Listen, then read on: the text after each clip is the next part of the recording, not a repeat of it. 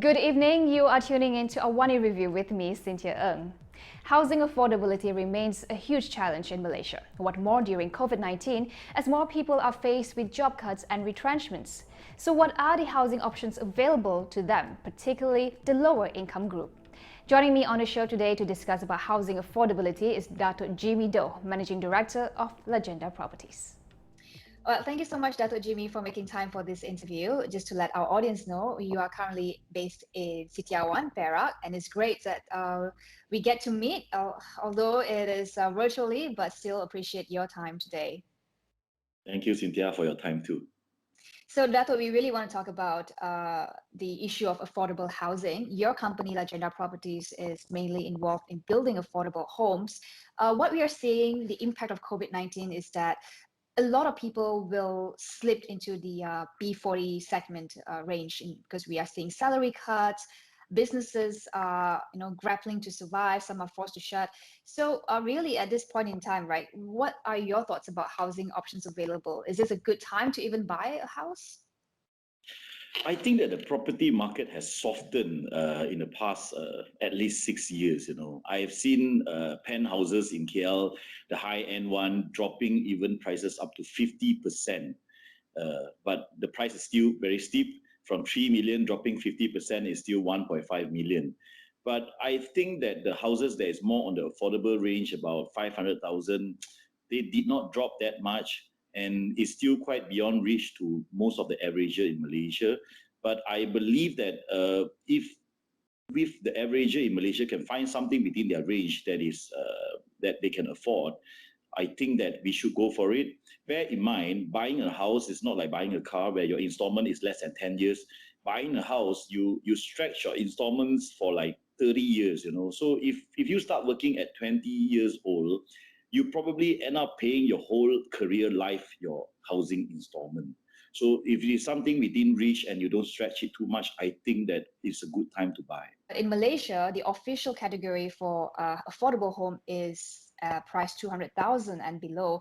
And these homes are really far and few in between, especially in urban centers. So, for the urban poor especially, even if they have the money to afford a home, to buy a home, the demand has gone up tremendously for this kind of home. So with such high demand, I'm trying to understand why aren't more developers going into affordable housing, like developing affordable homes? I think developing an affordable home actually requires a lot of efforts being price sensitive at all times. It's like, and then we definitely have to do in mass production in order to keep our costs low. So like what we are doing in Lagenda currently, we build easily thousands of units every year in every township of ours. Due to that, we are able to actually talk to our manufacturers to actually reduce their costs due to the mass production. And in fact, we are getting premium brands, names, manufacturers in raw material coming to us, lowering down their prices to be competent, to actually cater to our demand. And I think for us, what we need to do is we need to continue to do that, because as we grow further and we have more mass production, our costs will go even further down. And I think in my lifetime, 5-6 years ago, I was in the more sexy industry, high-end, doing gated and guarded with clubhouse facilities, where the demand is not so sustainable. But I feel that most people just prefer to be in the sexier industry. That's why probably in affordable housing is not attracting enough attention for developers to go into. Does it make business sense for a developer to go into affordable housing, given that the cost of land acquisition, the cost of building the apartment or the house itself? I think being cost sensitive and being efficient is also very important to make sure your margin remain the same. But as we are moving towards, I think buying material in bulk actually reduce our cost, and buying land in bulk actually reduce our cost further too. I think for people in KL, everybody can refer to certain township, big township that started in our lifetime. Like for example, Kota Damansara, and Setia Alam, when they started, they were very affordable those days, 10 over years ago. And the reason they are able to be affordable is because the developer buy a big land bank, usually estates, and for buyers who actually are able to own their first house within their range, within something that they can afford, even if it's another 10 to 15 minutes away, like Setia Alam and Kota Komini or Kota Damansara, it's not really a big deal. Today, if you look at them, the houses are matured, I mean, the township are matured, and the value of the property has risen, and the buyers has benefited from it. So actually, there are a lot of land like this all over Malaysia, just that we just have to be more focused, and we have to start with making it affordable at the first place. So Lagenda Properties is focused on building affordable homes. I understand a lot of your developments are concentrated in Perak, where your company is. Talk to us about that. Why are you building these homes? At what particular location? What is the price range? Currently, we are focused in Perak, and we are expanding to Kedah. Our township in Perak, we have two townships currently. One is in Setiawan and one is in Teluk Intan. We are very focused on single-story terrace house and single-story semi-D. We are very localized developer. We actually try to understand our buyer and what is the favorite kind of product that they need. For example, for Perakians, it's actually more favorable for them to buy something landed. And as a matter of fact, they like landed with land, like semi-Ds. The mentality of the local people are very different. For KL people, buying condominiums are very convenient because they can just take their leave and go out to their house. But for Perakians, they just want to park in their car porch and walk inside directly to the house. Talking about that, are you looking into coming to KL to build homes? Do you feel that this market in the urban centers, is it a bit too saturated? And what are your thoughts? Okay, affordability in every state is definitely very different. For Selangor and Wilayah Persekutuan, you guys have one of the highest average salary for B40s. So affordability in KL is probably about 500,000 or 400,000. There are a lot of people who can afford it. But if we look at the whole Malaysia, we take one example, Penang. Penang average salary is about 3,600. And houses in Penang is almost on par with houses in KL or Selangor. So how can a person that earn 3,600 afford a house that is 500,000?